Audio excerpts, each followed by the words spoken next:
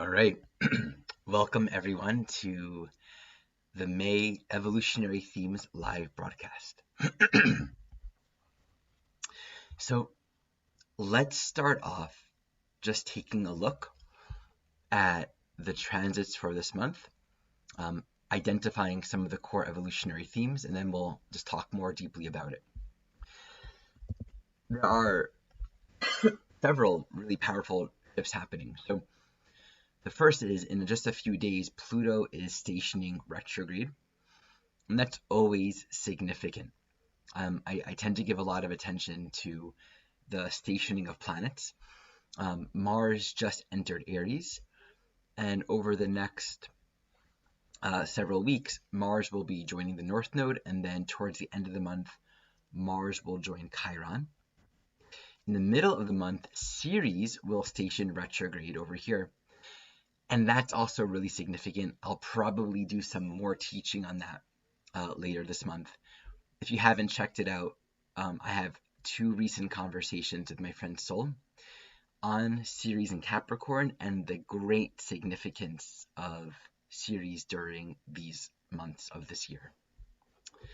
And at the very end of the month, Jupiter enters Gemini. So I'm going to start by just giving attention to Pluto retrograde, and then we'll pull up the chart again. The reason why I tend to give a lot of attention towards planets that are stationing is because that planet, what it symbolizes, as it's slowing down, whether it's retrograde or direct, it's focusing a lot of attention on whatever that particular planetary function represents. So I often describe it as if it's conjunct itself. Pluto, which corresponds to the basis for evolution, desire, evolutionary necessity, meaning where we have to engage the content of our life and grow. Where change happens, we engage in experience to learn more about ourselves, to be fundamentally changed from within, and to move on to the next experience. At the evolutionary necessity of Pluto says, this life is about evolution. And when Pluto stations retrograde, whatever the evolutionary dynamics at the time are, that's heavily emphasized. So I want to give a couple moments to speak to a facet of the evolutionary process with Pluto and then speak about the current transits for that. Jeff Green taught that within Pluto there are these two alternating cycles. Cycles of overt evolution, which we can simply describe as change, becoming something new, right? The butterfly that happens after the caterpillar. But there's an involutionary period that happens before that evolution into a new form. And the involution is the breakdown of the existing form. And what's happening on the inside? We're letting go of an identity.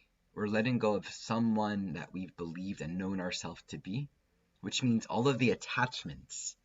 Every identity has its attachments. Really, you can say that identity points to the attachments that are the reason for the identity. Each identity has its own filter and is going to need certain things and not want certain things. All identity is a vehicle for the particular desires that we're playing out here. And during an involutionary time, that identity structure and the desires that we've been operating at, they're shifting, they're changing. Sometimes an involutionary process is facing a deep internal emotional reality where we feel differently about our life. We feel differently about our relationships, about the work we're doing, and it's hard because the way that we feel doesn't match up with maybe 10 years ago, that's what we wanted, right? Or it was really empowering and brought a lot of growth at a prior moment, but it's different right now. Or an involutionary period can simply be facing some reality of change that's out of our control. You can say our feelings, by the way, are out of our control from the point of view that what's emerging is emerging. We may not understand it, and you can't make yourself feel something that isn't possible. You can't force yourself to be attracted to someone you're not attracted to. You can't force yourself to be interested in a topic you're not interested in, right? Like, what we feel drawn to or not drawn to, whatever the psychological basis for it, you can't force that. You have no control over it. It's just what's happening. What we do with that, how we learn, how we meet it, that's a different story, right? Feelings we have no control over. It's interesting to note that. And it's no different than circumstances in our life are happening, right? We were fired, our partner leaves us, someone dies, external experiences are changing, and we have no control over that. And that might be pushing us back to a deep sense of loss, betrayal, abandonment, fear, or insecurity. When Pluto moves retrograde, it really does highlight that involutionary time. Something's ending. We haven't quite seen that ending through entirely. And we definitely haven't yet gone to the other end of it, where we now understand in retrospective awareness, okay, this was all necessary. I didn't understand the butterfly on the other end of this. We never do. And the very nature of an involutionary period, which I really think of as a very yin, it's a very internal period. Even if we're functioning in the world and seemingly out there doing what we're doing, the nature of an involutionary period is a going within time. Because something fundamental to what we've known and to what's created security is ending. And we're met with our core evolutionary program. We ultimately come back to, what do I really want? What do I really want here? What do I desire? And we renew ourselves with that question during these particular cycles, because perhaps what we wanted or what we desired then is no longer alive for us. Or life is saying, dig deeper, right? What's really true? What's really calling your soul on a deeper level? So the identity that we've known is falling away. And let's just appreciate that the world that we've known, how we function, how we are, is literally a projection of, it's like a paradigm that we project, wherein everything that we experience, everything that we know is filtered through our own sense of self. As that sense of self is shifting, it's clear that we're moving into a new paradigm of experience, but one that we haven't yet known. And so it's always true to say, simply but profoundly so, an involutionary period is really insecure and really hard and really difficult, because everything that is familiar and known to us is ending. On the other end of that, there's a completely new paradigm, and it's real. Like the paradigm of a butterfly is incomprehensible, and it's completely different to the paradigm of the identity structure that existed before. And so in this change, we face all of our attachments, all of our insecurities. I give great importance to stationing periods, and we always have to see these stationing periods in context to the larger cycles. So twice a year, roughly just short of every 6 months, well, 6 months and then a little more than 6 months, Pluto will either station retrograde and then station direct. So almost half of the year, just think of that, Pluto is retrograde. If we appreciate that the archetype of retrograde is to bring us further within, right? In this case with Pluto, we're kind of internalizing, going deeper within, connecting with what is our evolutionary need right now. What's evolutionary necessity? How can we take greater responsibility for our own soul growth? And the nature of retrograde, it sort of pushes / invites / calls for, welcomes deeper internalization, and thus a deeper acceleration of quicker, fuller, deeper self-awareness through that internalization. And you can say the retrograde function serves to almost keep us outside of just the conditioned patterns of life as we know it. Something new is emerging, and I guess I got to go back within again. You can be a very Plutonian soul, and you're always doing that. But these retrograde cycles say, and there's always new compost to churn. There's always another dimension of learning and realization and shedding of the old. And you can kind of think of it as if these retrograde cycles weren't happening, it might be easier to just take for granted life as we know it. What's literally happening from the geocentric point of view. Pluto stops. It's right there, not moving. Like right now, pretty much not moving. those 3 days before, 3 days afterwards, right? It's like total standstill. And I think, you know, the actual retrograde, the actual moment of retrograde is tomorrow, right? So we're just at that point, May 2nd or 3rd, depending on where you are in the world. And it's going to go back over where it already was. In fact, this year, Pluto's going to retrograde back into Capricorn just for a moment. It'll go into Capricorn, I think, in October and stay there. It'll station in October, go direct. I think by the time we enter November or late November, more or less, it goes back into Aquarius. So this entire retrograde journey is both the complete, absolute ending of Capricorn, but it also says we're going back just a little bit, reworking some things, really bringing to completion some old patterns and identity structures that are conditioned, that are familiar, that are known, that are stable, because the life that you're about to live afterwards that we've been tasting with this Aquarius really needs to be freed up and made available. Because the relationship between Aquarius relative to Capricorn is the new, that which is emerging right now in this present moment, has essentially no precedent to the past. You can't understand this moment, any moment, according to the past. You only have a story that you bring with it to explain and define and provide a sequential understanding for what's happening right now, but that's all within time. It doesn't see or experience right now or who we are according to what is right now. The truth has no context, has no basis or comparison relative to the known in order to be what it is. That's the freshness and the freedom of Aquarius, but we have to be able to see our life beyond the guilt and the fear and the shame, Capricorn, that has conditioned our identity and our perceptions. So when Pluto is stationing retrograde, and we can really appreciate this considering it's going to go back into Capricorn, we're going to be establishing a new framework of perception. I always say that, and this is a teaching from Jeff Green, perception is born from desire. What we perceive is more so a mirror to what's inside of us and less so of a fact. We can, again, just like observe that 20 people walk into a room, observe the same thing, but have a different reaction because they're actually perceiving something different. Their perceptions point back to their inner soul program, the desires, the internal dynamics that they're working out that result in the very particular and subjective perceptions that we each have. And so we're going to be seeing a reality in a way that resonates with what we know and what's familiar, but it's not going to feel so livable or accessible. When Pluto stations retrograde, basically, it's an immense amount of psychological content focusing itself right in our face, right in our awareness, not moving, stationing retrograde. Look at this. And the general mechanism or perspective for a retrograde Pluto is, I don't know how to deal with that.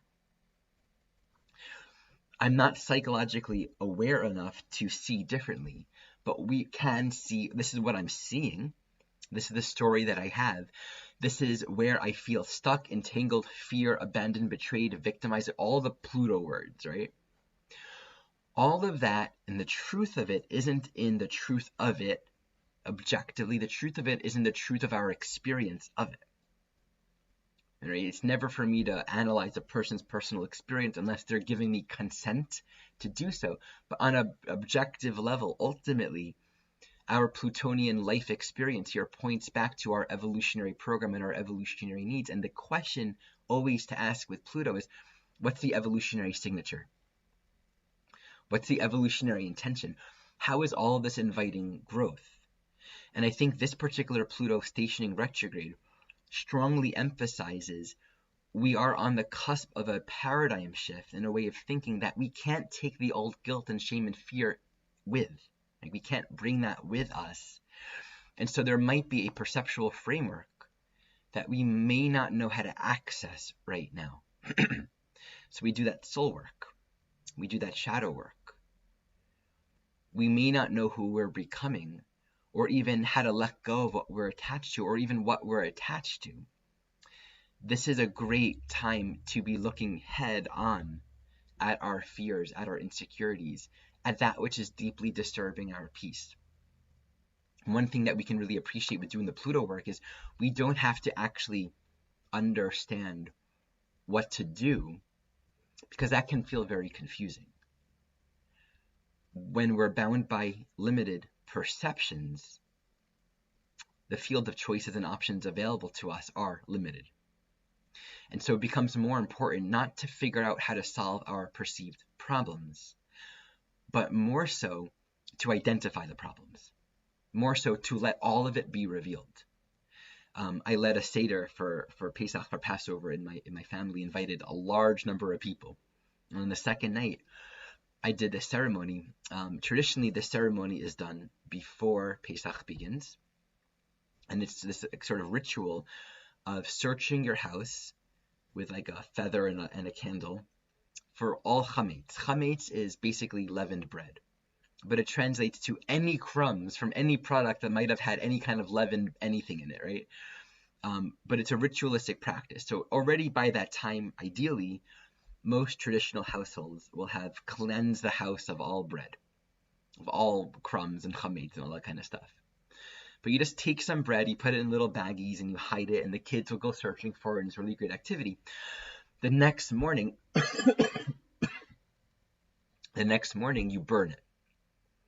And you do this ceremony. May all this be bittul, all chametz that I know about, all chametz that I don't know about. May I depossess it right now. And so you enter into Pesach sort of chametz free. And I like to look at these things more as a symbol, an analogy, a metaphor for the inner space. That's where its value lies for me. So I did a ceremony on the second night before we began our ritualistic Seder, where I took some bread and I hid it and had the kids, look for it and find it. And then we all sat in a circle. Actually, maybe it was before we did the searching, we all stood in a circle and identified publicly what is the chametz that we're willing to find and look at and let go of. And I just found a lot of value in that. And I started off with that quote. It's both from Rumi and or A Course in Miracles. It's in A Course in Miracles, but it's often ascribed to being a Rumi quote. And maybe it's both. I don't know. And it goes something like, your job is not to seek love, but to seek and remove all the obstacles to the awareness of love's presence. Anything keeping you from love. Love isn't a derivative. It's not something that you can find or add to or subtract from. It's just our original self. It's what's there. It's what's true. Everything else comes and goes. So the beauty of this practice of looking for the chametz, to me, is very Plutonian. Allow all the darkness to come up. All the darkness. Then we did the ceremony where we went to our wood burning stove and we burned all the bread. And really like holding that prayer to let go of that which does not serve. That's, I feel, often the best that we can do, because we can't really make changes in our life when we're still bound by perceptions that are rooted in unconscious, unprocessed content, unconscious desire, unconscious attachments, unconscious fears. So being able to identify, I'm afraid of this. I'm perceiving this. What is it that is hard for us right now? I think so much of the work is just being able to get that level of honesty with ourselves without trying to solve it. I think we tend to, because we want to feel secure, we tend to run in towards solution mode. And that solution mode often has a tinge of victimization too, because more often than not, the solution mode is either going to be, I'm going to control circumstances, or I'm going to, blame my issues on external circumstances and thus distance myself from what I'm determining is bad for me. Most of the time, our solutions are going to produce depression or guilt. Right? When we're repressing our feelings and our pain and our suffering and our perceptions, and we're just trying to maybe bypass or, find a solution that we think is loving and peaceful, we'll feel depressed. As wonderful as our life might look, as acceptable or pleasing others might feel about us, as clean and stable as we might appear, if we're suppressing our own darkness, our own fear, our own shame, our own self-hatred, our own guilt, our own vengeful feelings of others, our desires, our cravings and aversions. If we're not meeting it, we will be depressed. And I think in part, this is highlighted with that shift from Aquarius to Capricorn. Because this Capricorn tendency, especially at the very end of Capricorn, is both to really become hyper introspective, deeply introspective on what are the structures in my life that I'm not changing, that I'm afraid to let go of, that are not helpful, that are not helping, they're not helpful. But also it's where there can be this immense amount of resistance to that change. Like, oh, I do not want to let that cat out of the bag. No, not looking at that. No. Can we relate to those particular Plutonian taboos? Like, no, I don't want to look at that.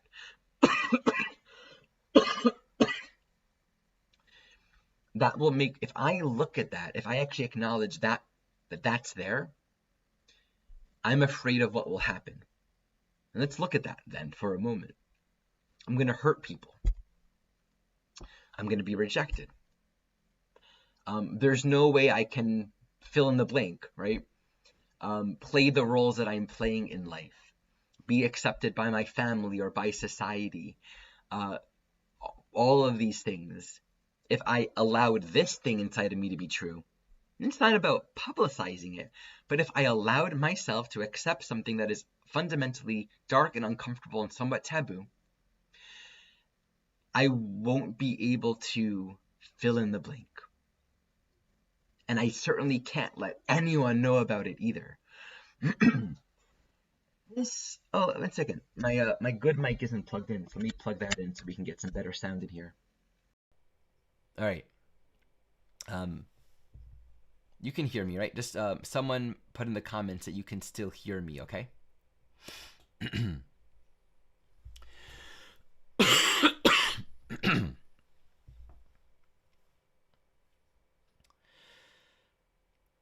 And this is the key here. I think, or put in the comments that you can't hear me. Let me just wait a moment to make sure you can still hear me, that I got I'm good. Thank you, Katie. Okay. And this is where I really want to give my attention to, and we'll look back at the transits in a moment. We have a lot of Aries energy, a lot of Aries activity right now. And Aries, of course, is about action. Aries is about choices. On the most basic level, when it comes to anything Aries, there's a field of experience. And we're stimulated by that experience, and it's going to interact with our soul field, and we're going to be internalizing, what do I want to do about that, right? Do I say yes? Do I say no?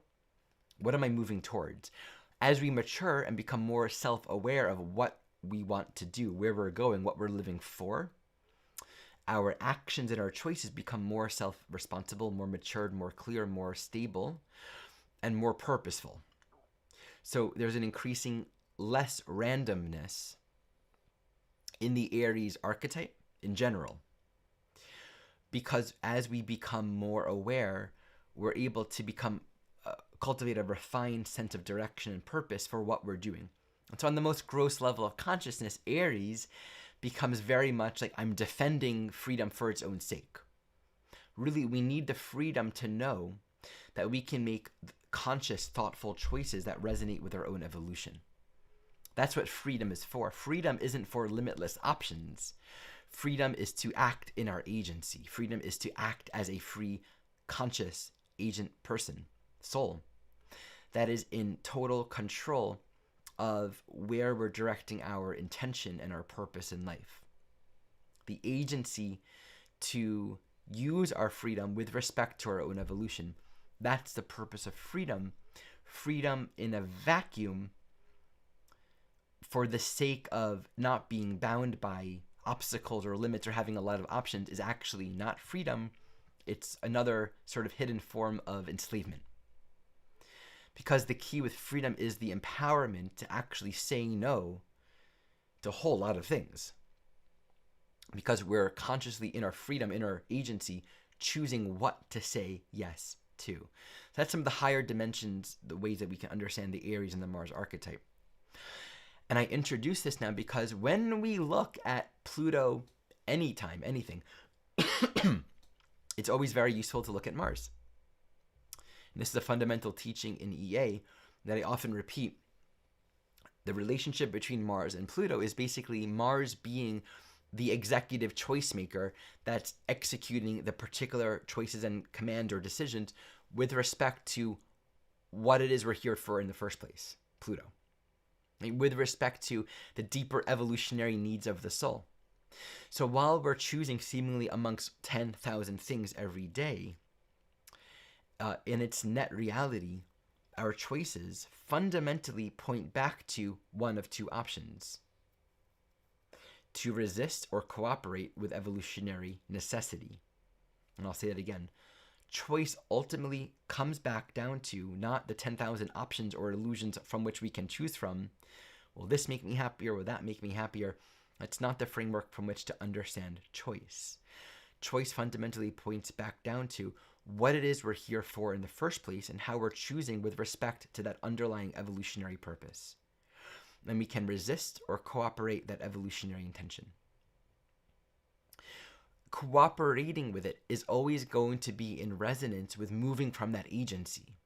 Right? Cooperating it, moving with that agency is going to be an elimination of stuckness, entrapment, fear, victimization, jadedness, revenge, all that kind of stuff. In resistance to it, it's going to resonate with all of those things. So we can always track the relationship between Mars and Pluto to grasp on a deeper level, especially when there are these strong shifts, between these planets. The leading edge, present moment, stimulation, content, experience that's pushing us and inviting from us action and new decisions, and how these new choices are opening the doors for a new level of engagement with our evolutionary content. So let me share the chart here and really go deeply into the current movement of Mars and Aries relative to this Pluto stationing retrograde.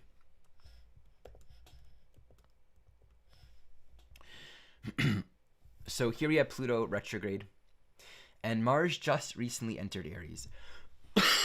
First, during the first few days of this retrograde, they are in a crescent phase sextile, 60 degrees. So they're actually in that is a lot of self-awareness, consciousness around what needs there are, what choices, what ways of responding right now, or at least what questions to be asking, a greater ease in identifying the battlefield, right? And this can actually help further greater clarity and knowledge of where we're going, what we're up to right now. But this is what I want to say. I mentioned oftentimes the choices and the ways that we're choosing to respond to experience only get us further and more confused.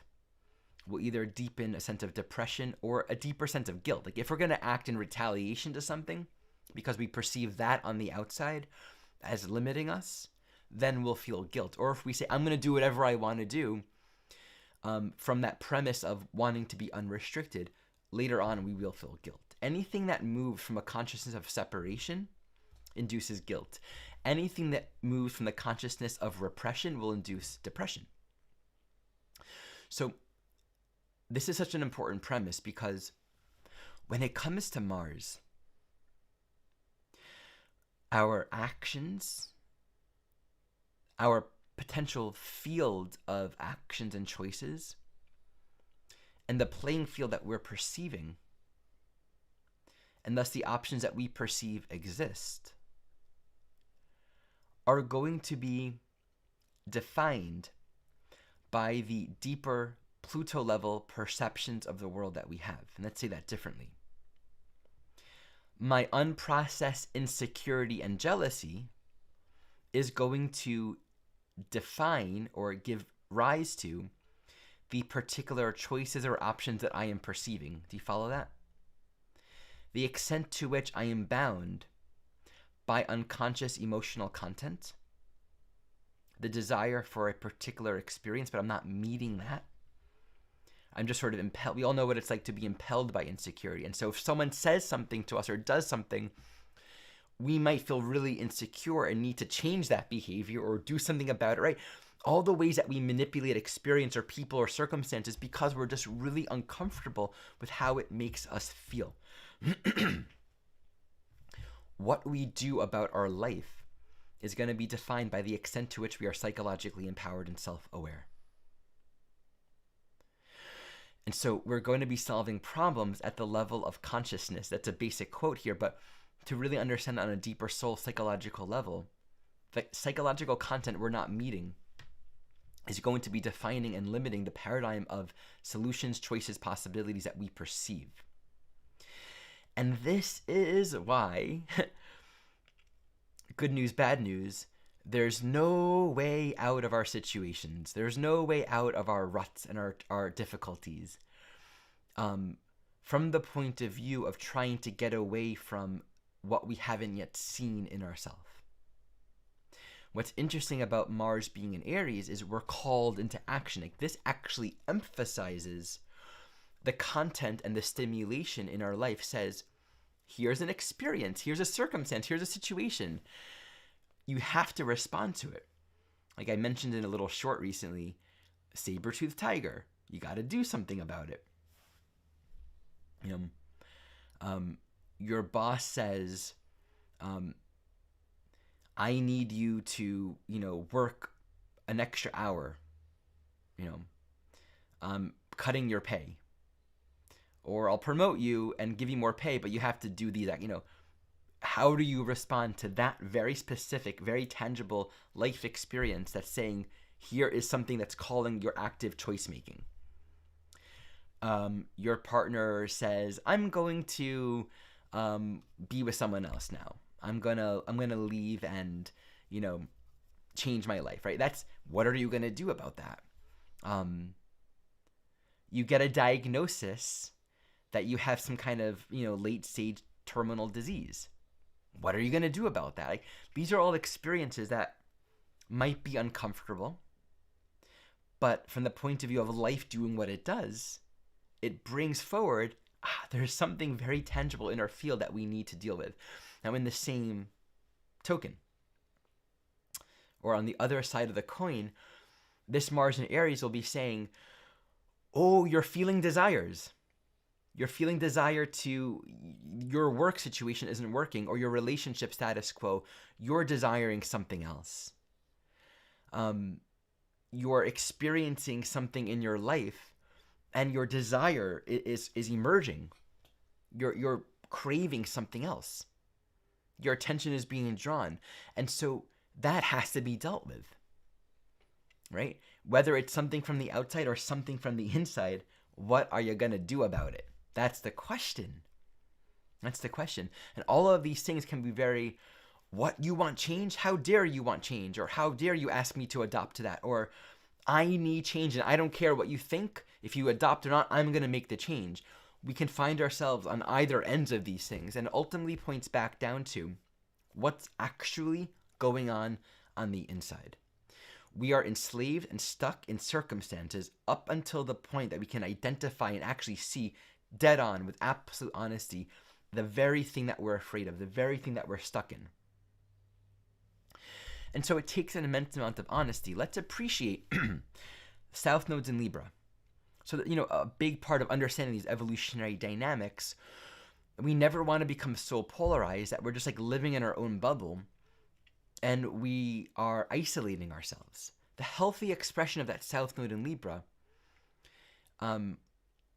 always says there is a way of being where, yes, maybe you're living your life, you're doing what you need to do, but you're not fighting war, right? That's being in balance with that Libra, is you're not people pleasing, but you're not fighting a war. And so you can honor, you got your path, you have your way. And you have to be completely honest with yourself about that. I watched this amazing interview. I mean, it wasn't that profound, but just the fact of it recently, the fact of it existing was beautiful and amazing. It was a conversation, a TED Talk actually, between a Palestinian and an Israeli. The Israeli, his mother was murdered on October 7th.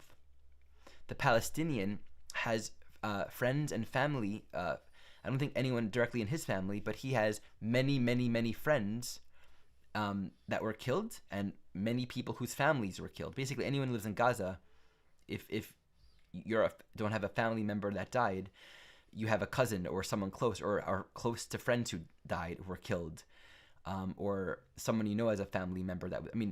There's no one connected with the Gaza population right now that isn't grieving the loss of a loved one. It's just true. So they both have had their experience of a loved one being killed. They both, in their own right, might have their own reasons to feel really angry and distrustful of one another. And there's this one quote, and actually, let me actually pull it up for you so I can read it. I find this quote just so incredibly beautiful.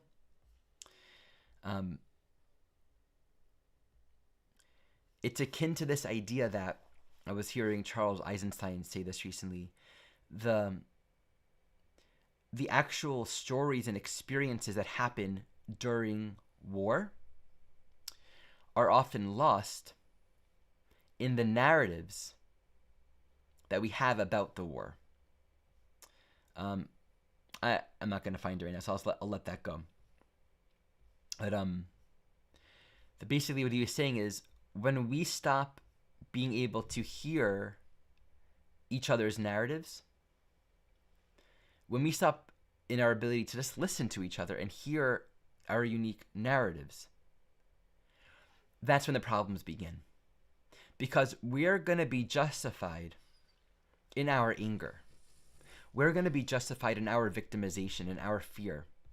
We're going to be justified in perceiving that we were wronged. We've all been in arguments and conversations with other people where basically we know we didn't start it. They did it. Right? We're the innocent ones. Look what they're doing to us. We've all experienced that. And yet everyone has their own narrative. And there's something about listening doesn't mean condoning. Listening doesn't mean agreeing. But there's a safety in our defenselessness. And I'm just to go on this, obviously I'm going to speak a lot about this because Aries, war, violence, Mars, moving action, instigation of activity. This is very deep right now. There's a lot of anger, a lot of violence right now, a lot of protests right now. And what I find absolutely fascinating and also somewhat heartbreaking and difficult is there are many people in the world that are right about their perception and other people are wrong about theirs. And this is a big deal. This is the right way to see this. And it's not that you're right or wrong. It's the moment we become defensive and protective of our stance is actually where we further a sense of separation and alienation and, in fact, victimization. And I find it very fascinating. Most synagogues in the world have a natural, more pro-Israel orientation and are grieving the loss of the hostages, calling for their return. Most mosques in the world naturally are grieving the death of many, many people from Gaza and are calling for ceasefire or maybe calling for something else too. There's a lot of anger and a lot of distrust. I've spoken to so many people that have such polarized views and perspectives on this particular situation. And it's not about seeing something other than what we're seeing, but it's being able to also hear our unique, narrow, Aries, Mars, subjective, personal experience is ours. 1 second, my dog wants out again.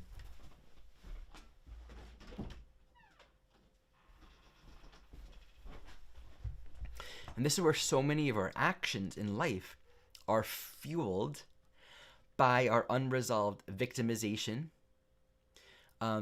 feeling that something's being taken from us, sense of entrapment. And so we're psychologically disempowered. And we're moving through life, making choices from that place of disempowerment and thus waging war. Because Aries, we're going to see ourselves as called into action. Again, either acting in separation or repressing and creating depression. But we're not going to be in harmony with life itself. We're going to be at ends, at odds with other people. And I think these Aries transits say, we have our own path. We have very different experiences here. And maybe there are different needs. And there's something emerging that is really unique and individual for each one of us along this soul journey. And that's okay, because where I'm going may not be where you're going. You may not join me where I'm going in all these ways. We may not align and mesh or be in affinity with each other all the time. But we're both free and sovereign beings. So the significance right now in facing where we feel stuck, oppressed, or discontent and angry or whatever, that's important. Be with that. I would never tell myself or anyone else to suppress any of that or that there's something wrong spiritually for being angry. This is where we need to be. This is exactly what needs to emerge. But the choice to act on it, like this is the point that I'm making, where we take that and then say, therefore I need to fill in the blank. That's a choice we're making from that state of consciousness. There's a very powerful teaching in A Course in Miracles, a whole section around I need do nothing. I always find that interesting because, well, that can't be absolutely true because we're doing things all the time. What do you mean, I need do nothing? I'm doing things all the time. And the essence of this teaching points to inside there's a quiet center that is doing nothing. It's doing nothing. When we're at peace, in harmony with ourself and trusting of life, trusting that we are where we're meant to be, trusting in the truth of our freedom, there is a repose, there is a quiet. And I think the doings that we choose, the choices and the actions that we're taking, they're not coming from a field of seeking to resolve something unresolved. They're not coming from this haste or this anxiousness or this anxiety or this fear that's fighting up against something oppressing us.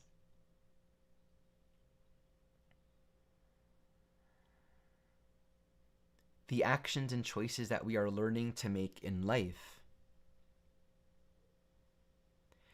are the ones that reflect and carry the feeling and the vibration of our agency. And so, even if it might seem very wild and profound and engaging, the quiet on the inside, the self-leadership and the confidence that says, this is what I'm choosing, this is what I'm doing, this is how I'm called to respond. And it does mean really getting to know ourselves. It does mean getting really clear about the chametz that we're identifying and letting go of. Because without identifying that, we won't be able to move with that repose quality. I think it's times like these where there's the opportunity to accelerate our own evolutionary growth by not walking paths that might take a long time. And what I mean by that is when we get reactive or in fear or when we suppress and we try to deny, that creates its own karmic reality. There are its own consequences to that. How many of us have ended relationships by burning the bridges, you know? We often remember people, doesn't matter how great things were, our memory of people and experiences and jobs, all things are usually conditioned by our last moments with them. Truly. If a relationship or a job ends in distrust and stress, that's going to usually condition our story of what that job and relationship was. And we'll usually say things like, I gave so much and I worked so hard and blah, blah, blah. And it just didn't work out because they couldn't meet me or whatever it might be. And so to allow the individuation of our own soul path to move where we're meant to go, to come from the non-entangled state of our own freedom and clarity of mind. The gift of these retrograde cycles of Pluto is it makes the content more evident. So it's more uncomfortable, but it's more here. And in terms of what we do about it, where it's like, what do we all do to meet ourselves. Like, what does it look like to start over again? I know for me, it's very simple. It's not about these big cosmological answers. Starting over again is starting over again. Exercising, practicing, meditating, singing, running, making sure I'm spending time renewing and reconnecting with a sense of my own soul. We all have our own ways of doing that. Like, that's the starting point. So when we access that authentic, self-honest place of, this is where I am, it becomes more of a reposed, and I don't know what to do about it. So we can really trust all of this strong Mars energy moving through Aries as leading the way. We don't need to know what to do with it, and we need not act upon our first instinctual responses. Often that is not, people say, do the first thing that comes to you. I don't think that's always the best idea, especially when it comes to Mars. I don't think that's worked very well for the most part. But there's going to be a lot more self-awareness and self-knowledge as we progress through the transits, right? So just take a look here. Mars will join the North Node on the 19th. Now, oftentimes, we'll really feel that conjunction several days before. So I would say by the second week, if not before, we're going to be feeling that Mars North Node conjunction. That's going to be highlighting, placing a green light on the choices and directions that we can make right now that will further our own evolutionary direction. You can really think of, in many ways, these next few weeks, we're allowing a lot of energy and psychological awareness to build so we can see things more clearly and understand the changes that we do all need to make. Sometimes it calls for more courage to do something that we've never done before, whether or not people understand Libra South Node. Sometimes it calls to take a risk that maybe I'm going to do this, but I'm not going to make it. I had this experience recently. I'm teaching an astrology series in person, which is really cool. I've never done that in 9 years. It's been 9 years since I've taught in person. And as I was driving to the location, I thought, I really want to make a photocopy of the zodiac wheel. But I thought, it's kind of late. If I do that, then I'll get there and I won't have time to settle in. I want to settle in first. But then, I really think it would be good for everyone to have a copy. Well, I could always email them a copy. This is my Libra working. Yeah, but what if they want to take notes on it? That'd be great for them. Some people really like taking notes. Well, I'll just show them, the screen, and they can, take notes in their own note. I didn't know what to do. So that's the Libra. The issue with Libra is there's a hyper capacity to consider different perspectives and points of views and to kind of weigh them, right? Which is its gift, but that can often be debilitating or confusing. Then what should I do? Because I can see the value in all these different perspectives. So I'm like, okay, I notice that I'm confused. That's not the vibration I want to be in. So I made a commitment in that moment, kind of giving it to God. Whatever happens, I'm going to trust the path as it is. And I'm giving the path over so that I am the instrument that I am here to be, to serve this group of people. And whatever happens, I'm going to keep my mind not in fear or doubt or anxiety and just trust. So I decided to go to get the copies at the copy store, knowing not that this is the right or the wrong choice, but having made the choice inside that I'm going to just trust that I'm making this choice. And I felt it internally. I felt reposed. I'm like, I parked. I'm okay with it all. Then I notice a moment of, if there's a big line, I'll just walk out because I'm not going to wait online. That'll waste all my time. Anyway, I get there and they're closed. They just closed minutes ago. So that was my answer. I'm like, great. I didn't have to even worry about it. What's fascinating about that experience to me is I did make a choice, but the choice wasn't about going to the copy place or not going to the copy place. That wasn't the important choice. The choice that I made was to identify, I'm confused. I don't know how to see this correctly. I'm not looking at this because confusion equals a state of misperception. I'm not going to let this become a point of stress, and I'm open to learning, I'm open to experience, and I'm re-devoting myself as an instrument of God's will. That was the choice that I made. When I made that choice in the car, I still didn't know whether I was going to go to the copy place. I just found myself making the right turn to go to the copy place. So it just happened. I don't even know how I chose, you know what I'm saying? I don't even know how I chose it. It happened. The choice that I recall making was the choice to let go of fear and trust and identify the fear, right? But then to like not be possessed by it. I had to admit that I was in fear. I had to admit that I was confused first to choose to let it go and give myself back to what's important. My alignment, my trust, why I'm really here. So it's like whatever happened, I knew that I would be okay. And I'm amazed that in a sense, everything else worked itself out because I couldn't even make the copies anyway. And isn't that an interesting Mars Aries experience where life says no? Like a child is screaming and wants candy and the parent's like, no, you're not going to get it. Life sometimes does that for us. And that might be hard at times, but also it's beautiful at times because when life says no, it's a little bit easier to say, okay, I'm not going there. Most of the time, we actually aren't choosing our agency and our peace.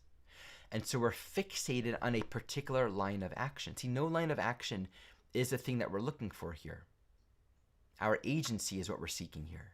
Our inner freedom, our honesty with ourselves. And the choice to really choose what vibration we're cultivating and focusing on.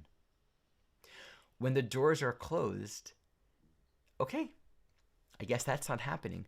For most people, though, I think most of the time, it's, oh, please, please, please, can you let me in? I need to make these copies because I'm so afraid of what will happen if I don't make those copies. Can you let me in? You know, and maybe that will happen. But how often do we find ourselves met with life experience where there's a sort of urgency to it? We're concerned with gain and loss. And so it's harder to accept what is. And there's a place for saying, hey, I really want this. Can I do it? But so easily we come from a place of fear and loss and hastiness. And so we are not in touch with that agency anymore. We're afraid of losing something. And I want to say with Mars and Aries, there will be a very strong sense of, hey, you got to make these choices. You got to do this work. You got to move on. You got to really claim your own soul leadership and your soul path in this life. No one's going to do it for you. Right? So we're really called into this soul work. But there's a great difference between the imminency of our soul path and the present moment promise of growth and new experience versus the hastiness of rushing and being impulsive and fearful in our choices. Imminence versus hastiness, or we can say the immediacy and truth of the present moment leading edge of our growth, and the poverty of living in hastiness, in being afraid of missing. So this is a powerful time. Mars in Aries is taking all of these strong recent Aries transits, these eclipse, Mars, Chiron, North Node conjunction, and in a way it says all of these decisions or choice points, these things that we've been considering that have been opening up, that's sort of defining this new direction in life. Mars is going to be pushing us into conscious choice. What are you going to do about the saber-toothed tiger? Well, actually, let's look at that for a moment. There is a difference in life experience between being impelled by a neurosis or a habit of fear and fight or flight versus the rare moments in life where there is a saber-toothed tiger. And even that, when that happens, seldomly is it actually right in front of us right now. You know what I'm saying? Like, seldomly is it right here, right now. And when that happens, go with it. Do what you got to do. But I think we often fail to make the distinction between right here, right now, or you'll die, versus this is here and I can't avoid it, but I can sleep on it. I can take a walk. I can do some shadow work. I can dance. I can make some art. I can make music. I can sort of reconnect with my soul and create the field for wisdom, create the field for clear insight. I can meet what's arising in me. I have a few weeks. You know what I'm saying? Most of our experiences are not imminent like that. And the few that are, yeah, do what you gotta do. Okay. Let me take a moment to see if there are any questions or comments to respond to here.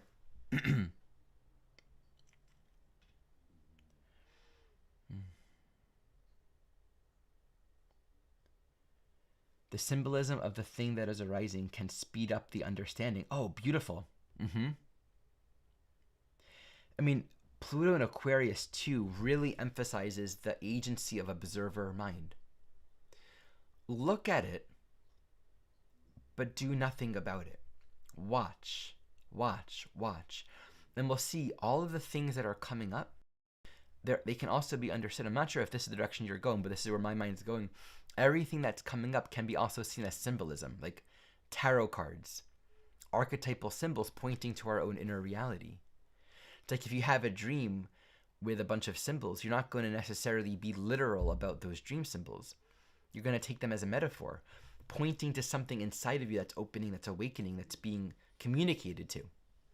And we can kind of take the metaphor of the things and people, places in our life as what's really emerging. You know, I had this dream once where I had a whole bunch of possessions on a street corner. Walked away for a while and I forgot that it was there. Came back and they were all gone. And I was devastated. I lost all of those possessions. And I woke up and I was happy that it was a dream, but I was also sort of shaken by that vibration, you know, like that feeling of I just lost a lot of stuff that was mine. It was destabilizing for me. I had a dream later that night, I believe it was that night, where one of my teachers said, "Where do you believe in the possibility of loss?" Like, what? What a beautiful question. Holy moly, did I just get that question? I'm so honored, so grateful. What an amazing, to be invited to go that deep, to internalize an experience of loss that was very emotionally devastating, and to meet it with, where is this pointing to how you believe in the possibility that something can be taken from you? Where is that vibration of vulnerability and fear of loss, and thus control and possessiveness and insecurity inside of you? What a profound, very bottom line, essential reflection. I mean, I have a lot of Scorpio second house stuff. So for me, of course, this is like a lot of my own soul content. It was just amazing.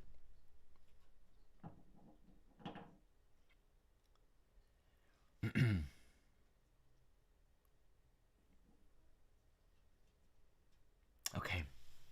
So let's look at a couple of the other transits happening this month.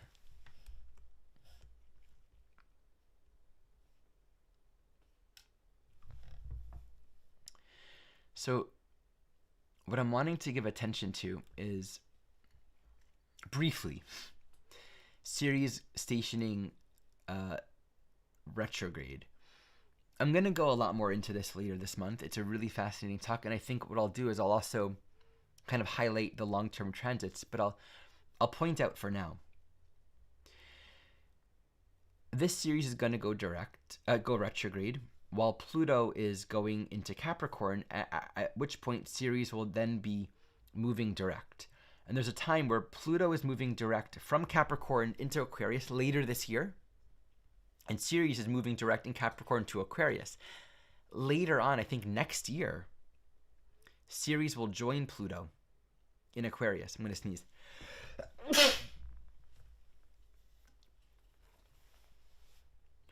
So I always like to think of all things in their long-term context.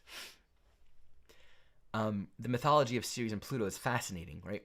Because basically Ceres more or less negotiated with Pluto. Half the year, however long, my daughter will be with you, and then half the year I'll be with her.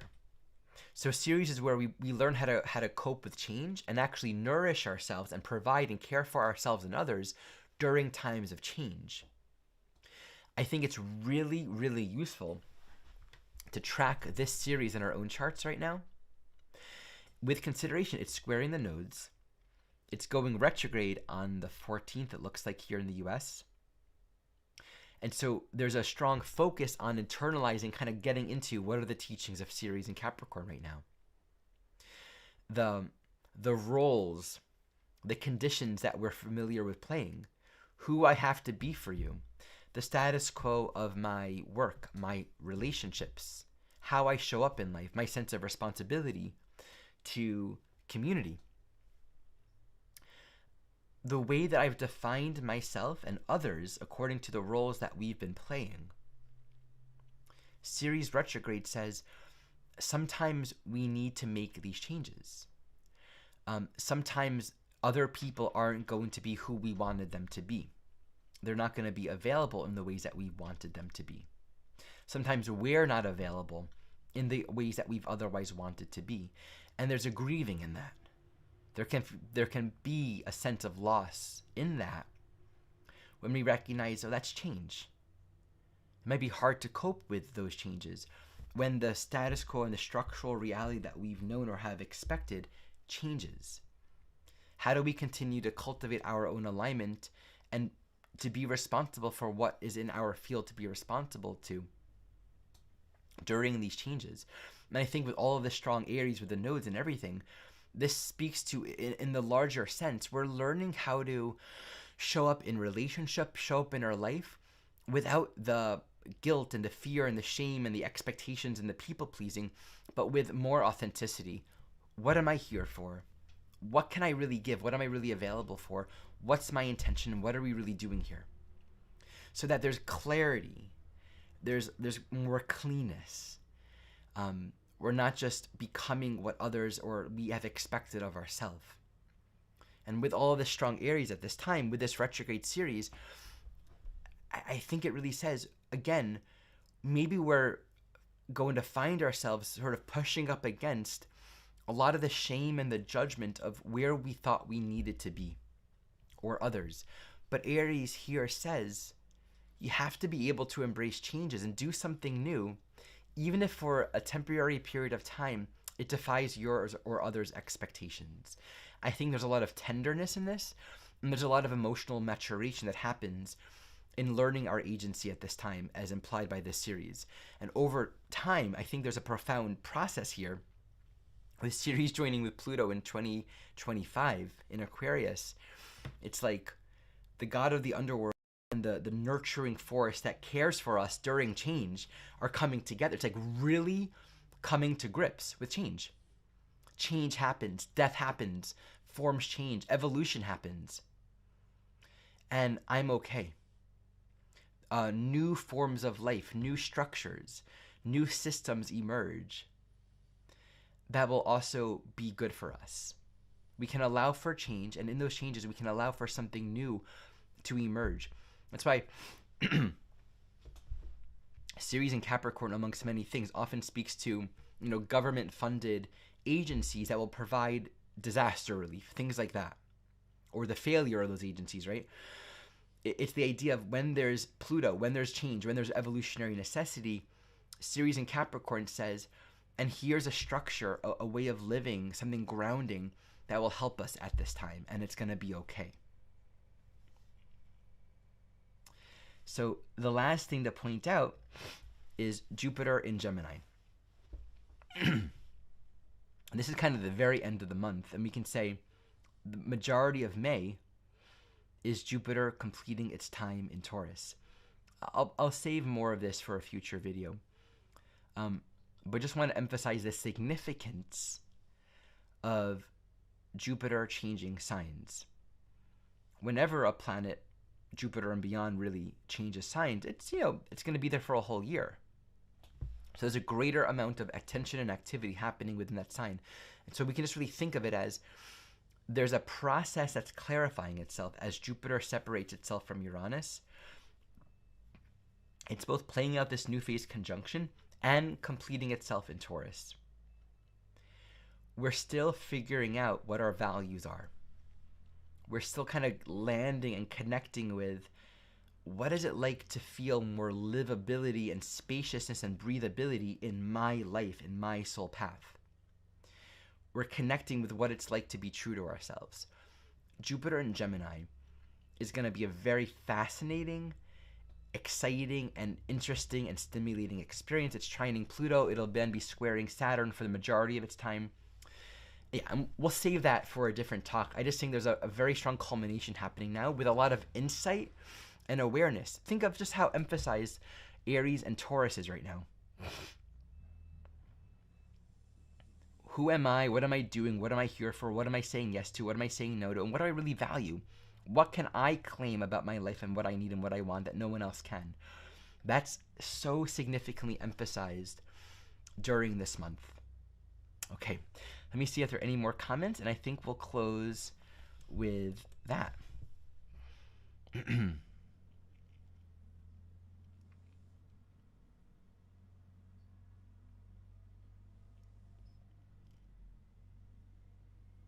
Okay, nothing else that I see that I can respond to here.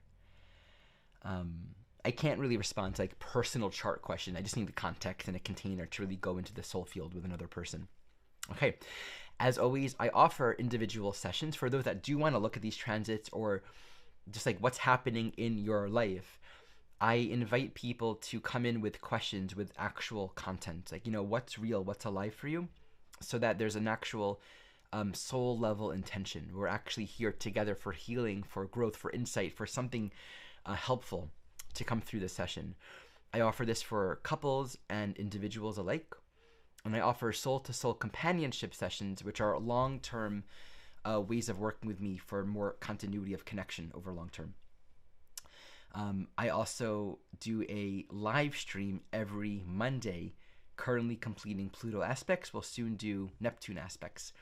Lastly, if you want to study with me, I have many opportunities to which you can do that. My complete training program is available as a self-study with many, many individual classes, workshops, and class series, including the retrograde class series, which is a great way to tune into more deeply the meaning of every single planet when it stations retrograde, when it stations direct, both natally and in your natal chart. I'll put all of that in the link below. And thank you all so much for sharing this time with me. And I'll be back with you again next month for the next month ahead. As always, thank you and bye for now.